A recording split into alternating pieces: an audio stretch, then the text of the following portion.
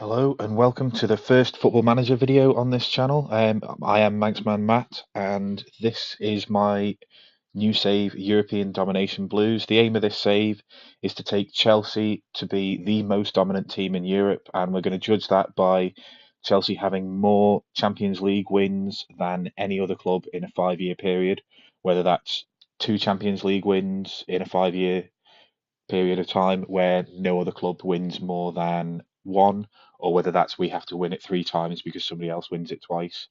That's how we're going to be judging the success of this save at the end of it.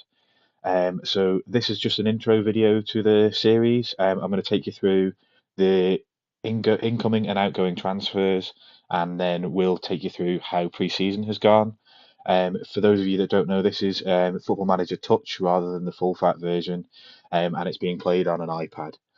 So let's get straight into it. So as you can see from here, we had about £60 million to spend by selling Kennedy. We've brought that up, and I've also moved a bit over to the wage budget just so that we are almost within our wage budget. I've also let Charlie Musonda go out on loan because I just don't think that he had a chance of getting into the team this season.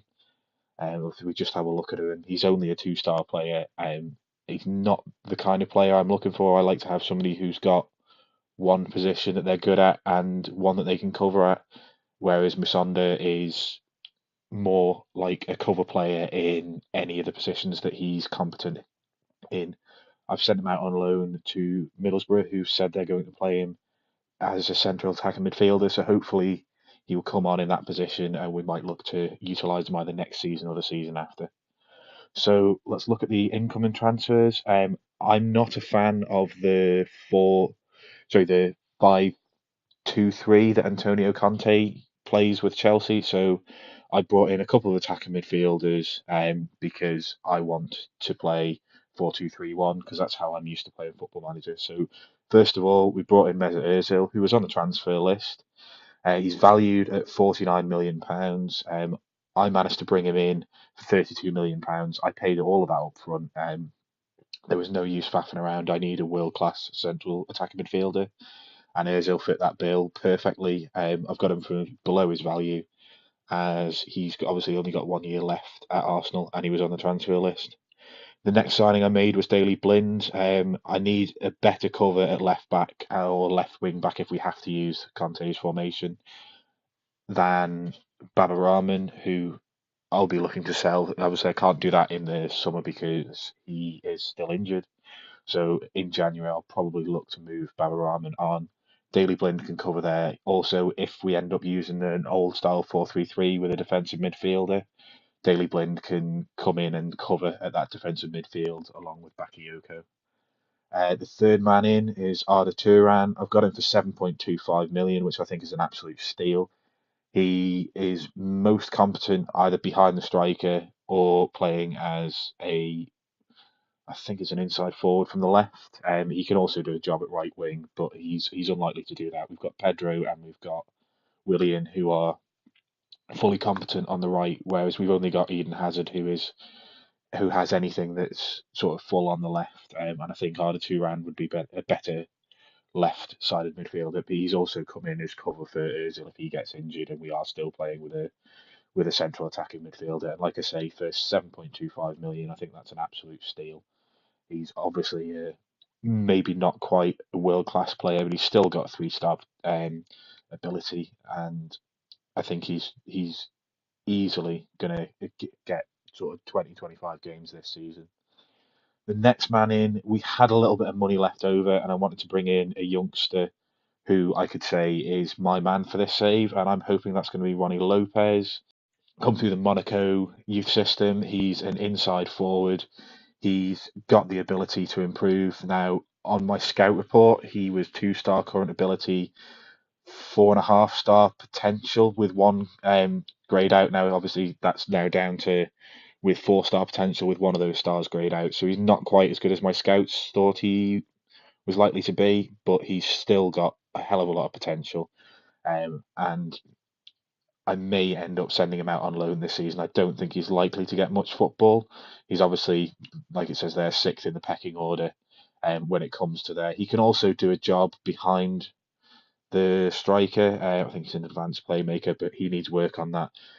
I haven't yet decided whether he's going out on loan or whether I'm going to retrain him as an advanced playmaker as well, just so that we do have somebody that can cover Özil and Turan. Because although Willian and Pedro and Hazard can all do a job there, I'd like them to be either inside forwards or wingers, as they sort of usually are. And then finally, if we end up going to the three at the back system that I'm not too fond of, um, I've brought in Christian Zapata. The whole Chelsea squad is built around that. So the only area that we're struggling with would be centre back, because we've only got four recognised centre backs. Obviously, Azpilicueta can cover there, but he's not the best in the world at a centre back. Zapata comes in. He's got 44 caps for his country. He's played several games for AC Milan. He's played sort of a handful of games over the last few years. He's not going to be on his last legs like some people at his age would be. I just think he's a really good, um, as somebody who is not going to get annoyed when I don't put him in the team. He's going to sit there, and then if we end up having to go to a three at the back system because we're struggling because we're too attacking and we've got big holes in the defence, then we can have him sort of on the bench and maybe playing the odd game as a reserve. And if we do get any injuries, he's obviously there as cover as well. One thing I have found in FM18 Touch is you get a lot of injuries. It's usually only 1 or 2 week injuries, but you do get. I certainly had a fair amount of injuries. I've played one season offline as Chelsea just to try and get used to this. And at one point, I did have 11 players out injured. So I've bulked out the squad rather than just going for high profile players. I'm just looking to have players that can come in and do a job at cover if needs be. I'll just take you through how we've gone in our pre-season. So if we look at the schedule, obviously we've not had the best pre-season, but I'm honestly not that fussed. I don't see pre-season as anything other than a way to get our players fit. We went away to Hamburg and we drew 1-1. All of our games are away. I think with the exception of the Hamburg game, all of the games were in the States. Yeah, they were. We beat Philadelphia, drew with DC United, drew with Orlando City, and then beat Houston.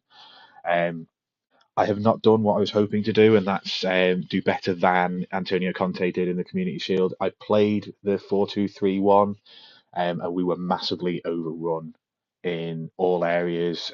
We had a lot of shots on target, but it looks like they were probably all from range. We had 1 or 2 Chelsea highlights, but the majority of it was Arsenal. And I'll definitely be looking at probably using a different formation away from home and against the big teams. I'll see how it goes early on in the season. It's looking like I might either have to use a three at the back formation or bring in Daily Blind at the expense of Mesut Ozil. As you can see, Hazard isn't back fit yet, and he didn't get into the squad. I think he's about 2 weeks away from fitness. He may end up in the second game of the first episode, which will be the first 2 games of the season. But you might not get to see Hazard until sort of further on into the save.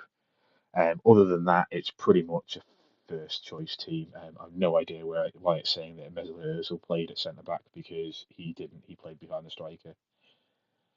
So that's my intro, and just sort of a brief overview of what you're going to be able to see. So the first video proper will be the Watford and Stoke games. You'll miss the Manchester United, Crystal Palace, Arsenal, and Tottenham, basically because don't want to have my first video full of losses. I'll, I will play Watford and Stoke. Hopefully, we'll get some points on the board in that, and then probably come back around the Champions League once the group has drawn.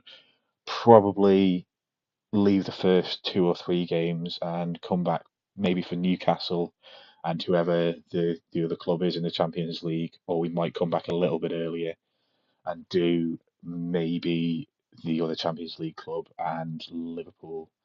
But we'll look to see how things goes, and I'll confirm that once the draw has been made and the Watford in the video with the Watford and Stoke game. We should have the draw by the end of that video, and we'll look to see what the second episode will be. Thank you very much for watching this video. If you've enjoyed it, please leave a like. And if you want to see how this series is going to go, please subscribe to the channel. If you've got any advice for me, just leave some notes in the comments. I have been told that I say too much, and it would be fine, only the screen recording isn't working properly on the iOS devices yet. So it means that I have to render the video into a separate editor, and then separate the vocal track from the video and import that back into the editor that I am more comfortable using. It's just making it take a lot of time. So for the early videos, until Apple bring in a fix for that, you're gonna have to put up with me saying a little bit too much, and a few pauses. If you're not enjoying it, then unfortunately there's not much I can do. I don't have the hours that it would take for me to go through and remove every and every massive pause. I will remove what I can.